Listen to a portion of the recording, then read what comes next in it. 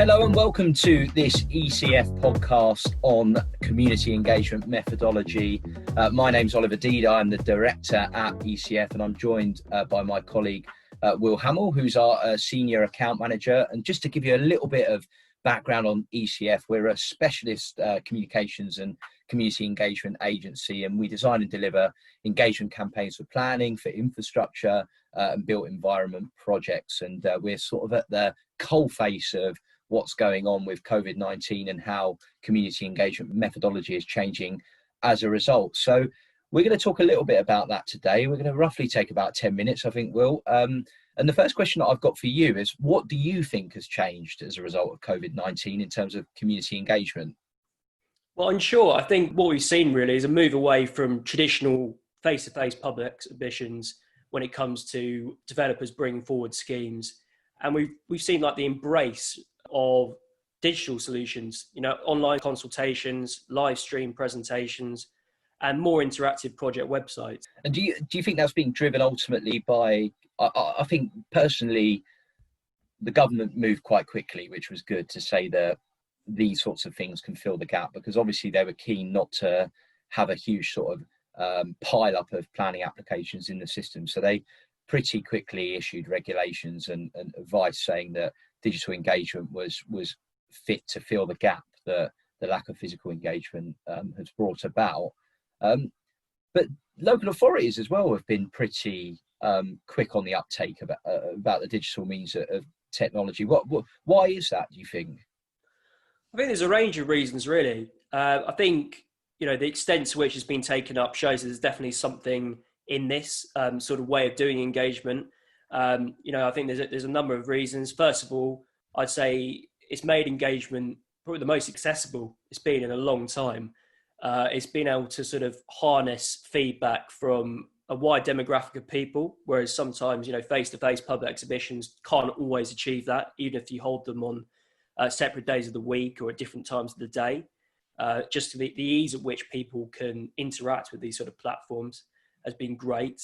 It's also easier for the applicants themselves because they can, update tools, they can generate live data, and they can also add more means of generating feedback as and when works for them. So I think the reason it's been taken up so widely and why we've seen them used is because on the one hand, it works for the people actually giving the feedback, and on the other hand, it works for the people receiving it. And I have to say, my experience, particularly on a project that we recently launched, is that we're seeing a huge amount of traffic generated to the engagement site that we've produced. And also that has converted into much more feedback being given on the project. So I actually think it's been a good thing for community engagement methodology. It's forced people to consider the merits of digital engagement. There are some people out there that were wedded to the idea that the only way you could do consultation is via a community workshop or a public exhibition or a drop-in or whatever that is. But actually lots of agencies that I would have said previously were quite traditional have adopted some form of digital engagement, which has been a good thing.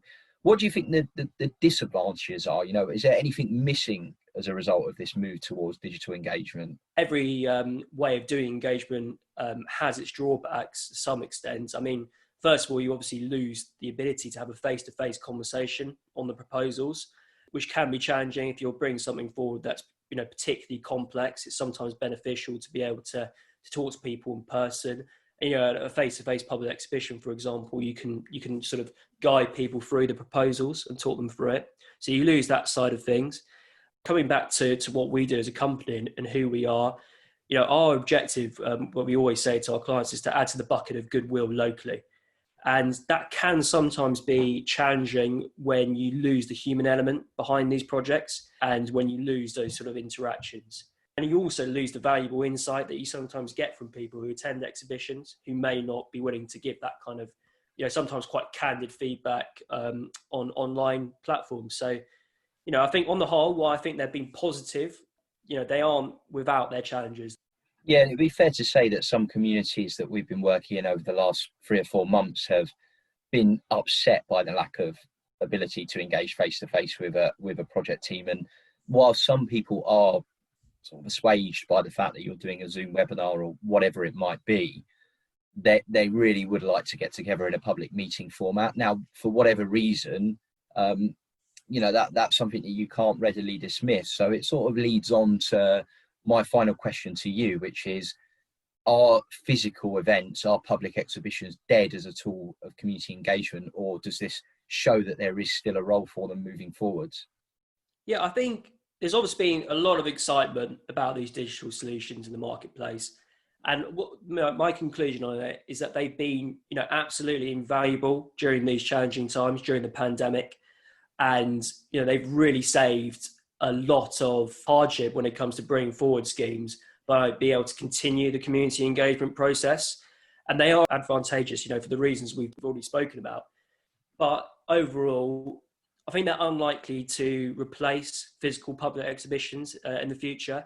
I think they're going to feature far more heavily, and they may well even become the norm on to the more minor occasions or minor schemes.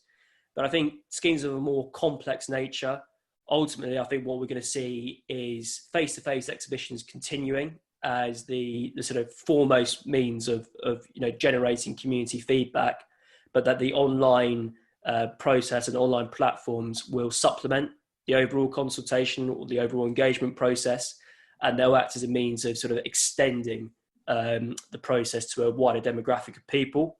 So I think at the end of the day, we may well have a situation where we're able to draw upon the advantages of both types of ways of doing engagement, and by doing so, we'll mitigate the disadvantages. Yeah, I think that's right. And actually, as practitioners, we're now in a spot where ultimately we're looking at all of these great tools out there. And to name check a couple, we're using Engagement HQ from Bang the Table on a couple of projects. And we're also working with Hello Lamppost, which is a digital tool, innovative on-street tool that we're going to now sort of integrate into our proposition moving forward. So it does seem to me that agencies like ours will have to think more readily about how we integrate the physical and the digital means to get the best outcomes, and put strategy behind that to make sure that developers are able to communicate effectively, but also communities are able to feedback in a good way. So that brings us to an end, Will. Thank you very much for joining me on this one. And if you're interested to know a little bit more about ECF, you can find out more on our website, which is www.engagecf.co.uk. You can also follow us on LinkedIn and Twitter. We also have a YouTube channel now, I believe. So we do the occasional webinar with either local authority leaders or community engagement practitioners, and we tend to upload them there. So if you search ECF on YouTube, I believe you can find us. There are people who are more technologically equipped than I am who will be able to find us more readily. So thank you very much for joining us, and see you all soon.